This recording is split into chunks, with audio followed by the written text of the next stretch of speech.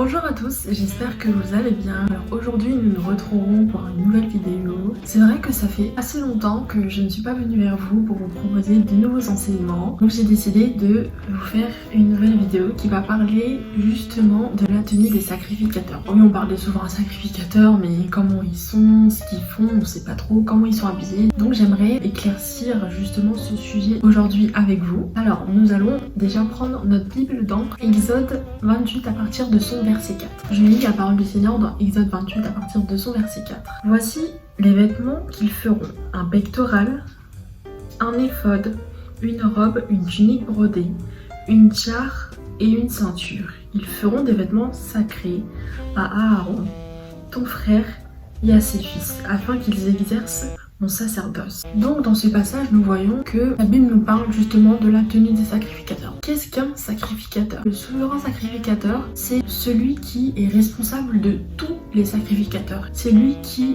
offre les animaux sur l'autel et c'est lui justement qui s'occupe de toutes les offrandes, et il est aussi par la suite responsable du temple à Jérusalem. La tenue du sacrificateur, donc comme on a pu le dire, elle est constituée d'un pectoral. Aujourd'hui, j'aimerais qu'on parle plus précisément du pectoral qui est relié au corps par deux épaulettes en or avec une pierre précieuse de chaque côté, une à gauche et une à droite. Sur ces pierres précieuses sont gravés 6 noms, les noms justement des 12 tribus d'Israël. Pourquoi ces 6 noms sont gravés sur l'épaule? Tout simplement parce que Jésus nous porte sur ses épaules, et quand on lit bien la parole du Seigneur, on se rend compte que la plupart du temps, dans les offrandes et dans les sacrifices d'expiation des péchés, souvent Dieu demandait qu'on retire les meilleures parties de l'animal qui était l'épaule. À travers ça, Dieu nous donne en fait tout simplement le meilleur de lui-même en nous portant sur ses épaules. Par la suite, nous pouvons voir qu'il y a sur le vêtement du sacrificateur un pectoral qui est justement sur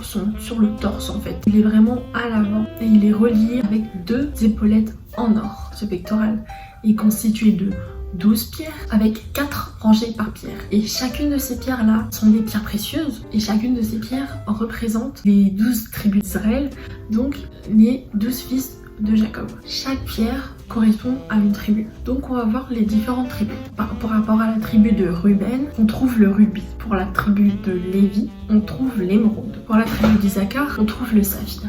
Pour la tribu de Dan, on trouve l'opale. La tribu de Azer, on trouve l'almarine. La tribu de Benjamin, la jaspe. De Juda, la grenate. De Zabulon, on trouve le diamant. De Nephtali, on trouve la turquoise. De Joseph, on trouve l'onyx. Alors pourquoi aujourd'hui j'ai décidé de vous parler de la tenue sacrificateur et plus précisément de vous parler du pectoral? Parce que quand j'ai lu, je me suis rendu compte que chaque pierre correspondait au fils de Jacob, mais pas que. Chaque nom a un caractère qui caractérise le fils en fait. Et ça correspond tout simplement au caractère des chrétiens aujourd'hui. Dans une église, on trouve toutes sortes de caractères. À la fin de sa vie, Jacob prend et veut rassembler ses fils avec lui. Donc pour cela, il les appelle, il les rassemble, il leur demande d'être unis. Pourquoi il leur demande d'être unis? Parce que déjà, depuis le début et depuis le commencement, ses fils étaient, par rapport à Joseph, pas tellement unis. On a vu qu'il y avait de la rancune, de la jalousie entre eux, mais à la fin de sa vie, il veut l'unité. Tout simplement pour dire qu'une bonne église ne peut pas fonctionner sans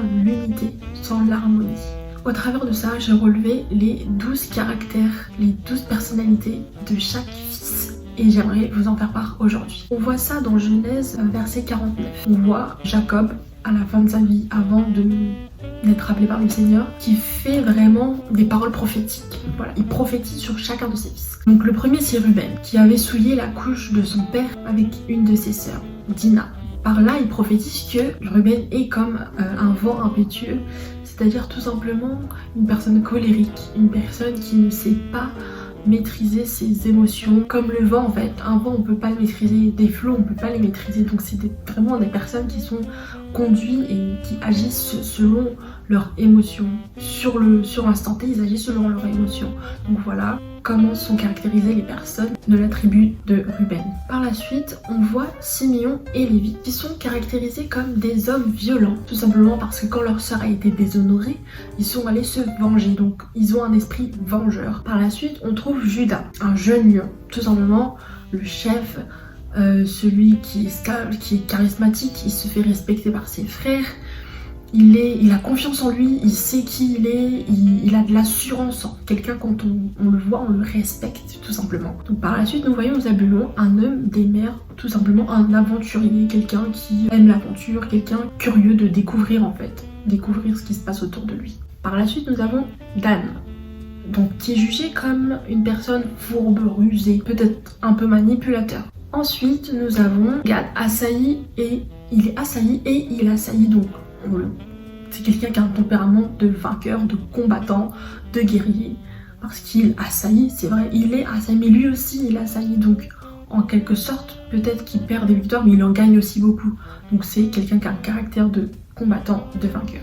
Azer est considéré comme une personne agile au niveau de ses sens, de ses goûts. Naphtali, qui est considéré comme une biche libre, c'est un séducteur, un beau parleur, quelqu'un qui sait parler aux gens, donc qui sait attirer le cœur et l'attention des gens. Par la suite, on voit Joseph, le rejeton d'un arbre fertile, quelqu'un qui est stable. Malgré tout ce que Joseph a pu avoir, il est resté ferme dans sa foi, inébranlable, et c'est ce que nous voulons, c'est ce que nous voulons être des personnes qui sont stables malgré les tempêtes, malgré les combats, les adversités, les blocages, les oppositions. Nous voulons rester fermes, enracinés, comme Joseph, un arbre fertile. Pour terminer, Benjamin considéré comme un loup qui déchire parce qu'il est ambitieux et que son ambition est dévorante. Donc voilà ce que je voulais vous partager aujourd'hui. J'espère que ça vous a fait du bien. Je vous remercie d'avoir regardé cette vidéo, que le Seigneur vous bénisse et à très bientôt pour une prochaine vidéo.